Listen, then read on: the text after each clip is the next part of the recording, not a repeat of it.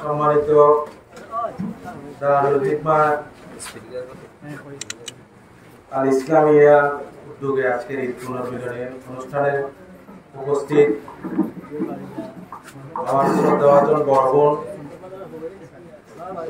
মোহতারাম সাজেদা সুরা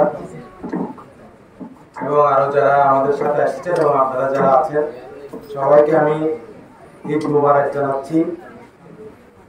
আসলে আমার সাজেদা সুরা যারা আমার বড়, উনি আমাকে নির্দেশ দিয়েছেন আসার জন্য, সেজন্য আমি আসছি।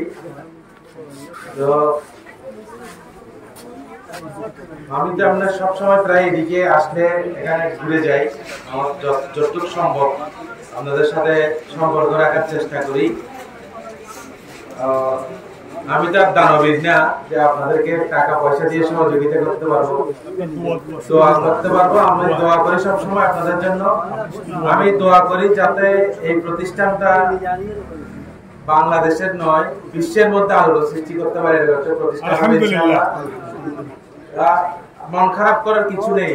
যখন চুনতি মাদ্রাসা প্রথম মানে প্রতিষ্ঠা হয় 1810 সালে, তখন একটা কাচারি ঘরে বড়মৌলানা সাহেবদের বাড়ির কাচারি ঘরে শুরু হয়।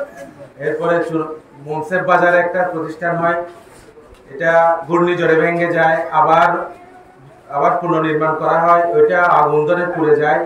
এভাবে করতে করতে বর্তমান যে জায়গায় চুনতি মাদ্রাসা, সেটা 1937 সালে ওখানে যায়। তারা ধারাবাহিকতা এখনো পর্যন্ত আছে। আমি সবাইকে বলি যে কোনো প্রতিষ্ঠানে গেলে একদিনে আর ভবন হবে না, একদিনে 10টা ভবন পাওয়া যাবে না। একটা সময় পরে এটা হবে, আমাদেরকে চেষ্টা করতে হবে। আমি একটা হামিম একাডেমি করেছিলাম 2012 সালে, শুধু একটা ছোট রুমে করেছিলাম। এখন 119 ফুট বাই 34 ফুট একটা রুম মানে ঘর করেছি আমি, ওখানে একটা অফিস ঘর আছে। আমি যখন প্রথম শুরু করেছিলাম হামিম একাডেমি 5 জন ছাত্র দিয়ে শুরু, এখন আল্লাহর রহমতে 156 জন ছাত্র হয়েছে। এর মধ্যে 80% হলো হাফেজ কোরআন, মানে পূর্ণ হাফেজ এরকম, আর বাকিরা কেউ অর্ধেক করেছে, কেউ 10 পারা 15 পারা এরকম করে শেষ করতে পারছে না, সেজন্য ওরা ওখানে ভর্তি হয়েছে। আগামী বছর থেকে আমি নিষেধ করে দিয়েছি পূর্ণ হাফেজ না হলে যাতে ভর্তি না হয়। কারণ হয় কি, ওদেরকে যে পড়াগুলো দেওয়া হয় প্রথম শ্রেণী থেকে পঞ্চম শ্রেণী, এই 5 বছরের পড়া 1 বছরে পড়তে হয়। ওগুলো যে ছাত্ররা হাফেজ কোরআন হতে পারে না, ওরা ওই লোডটা নিতে পারে, সেজন্য নিষেধ করেছি। আসলে ওই কিছু ছাত্রদের জন্য আর কিছু ভালো ছাত্র সবসময় পিছনে পড়ে থাকে। তা আমি এইগুলা বলতেছি, দারুল হিকমা এমন একটা প্রতিষ্ঠান করবেন আপনারা, মানে খুব কম সময়ে যাতে বেশি লেখাপড়া হয় এরকম একটা কোর্স। এটা যদি, কারণ বর্তমান সময়ে শিক্ষার যেই মানে কারিকুলাম যেটা চেঞ্জ হচ্ছে, এগুলা অ্যাবজর্ব করতে 12-13 বছর পর 2 যুগও লাগতে পারে। আমাদের দেশের শিক্ষা ব্যবস্থাটা এরকম, প্রতি 5 বছর পর পর কারিকুলাম পরিবর্তন করা হয়। আমি এই কথাগুলো বলছি, আমার সাজেদা সুরা আপা এখানে আছেন, উনি সরকার কাছে পৌঁছাতে পারবেন আমাদের কথাগুলো। আমরা সরকারের বিরোধিতার জন্য কথাগুলো বলছি না, আমরা বলছি ছাত্রদের লাভের জন্য, আমাদের অভিভাবকের এবং ছাত্রদের লাভের জন্য কথাগুলো বলা হচ্ছে।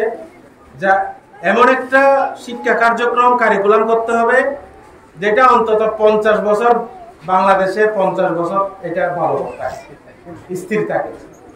কিছুদিন পর পর যদি শিক্ষা ব্যবস্থার কারিকুলাম চেঞ্জ করা হয়, শিক্ষকদের ট্রেনিং দিতে দিতে চলে যায় 10 বছর 20 বছর, আবার কারিকুলাম চেঞ্জ হয়, আবার কিছুই আসলে করা যাচ্ছে না। সেজন্য আমাদের যে শিক্ষা কার্যক্রমগুলো আমরা হামিম একাডেমিতে করেছি, আমরা একটা আলাদা সিলেবাস করেছি বাংলাদেশের শিক্ষা ব্যবস্থা এবং পুরাতন শিক্ষা ব্যবস্থাকে সমন্বয় করে, যাতে যে কোনো কারিকুলামে গিয়ে ছাত্ররা অ্যাবজর্ব করতে পারে।